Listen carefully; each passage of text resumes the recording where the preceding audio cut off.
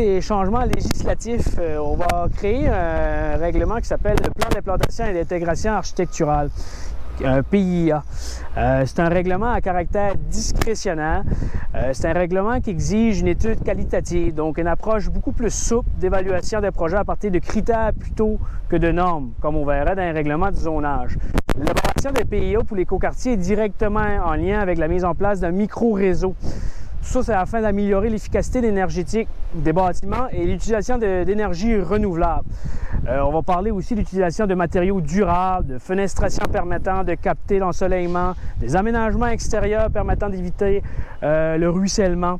Un promoteur va déposer une demande, donc un projet, et ce sera analysé par un comité consultatif d'urbanisme qui fera une recommandation ensuite au conseil municipal. Donc, le conseil accepte ou non un projet à partir de son analyse, et c'est toujours en respect des critères qu'on va retrouver dans le PIA.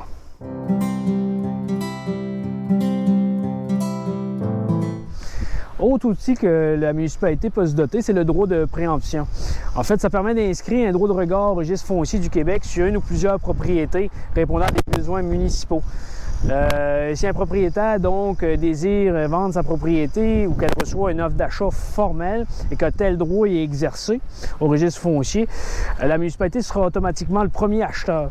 Donc la municipalité disposera de quelques jours, quelques semaines pour s'entendre avec le propriétaire, puis dans le cas où une entente n'est pas conclue, le propriétaire pourra tout simplement l'offrir à d'autres promoteurs.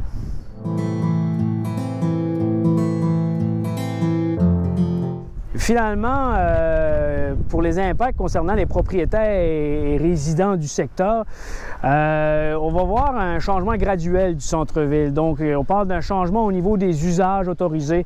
On cherche une meilleure cohabitation résidents-commerçants, une plus grande densification pour certaines propriétés et une négociation dans le but d'acquérir leur propriété. Donc, à ce moment-là, quand on parle de droit d'expropriation, les terrains qui sont déjà ciblés par la municipalité pour des besoins municipaux, les gens ont déjà été contactés et une négociation a déjà été entamée.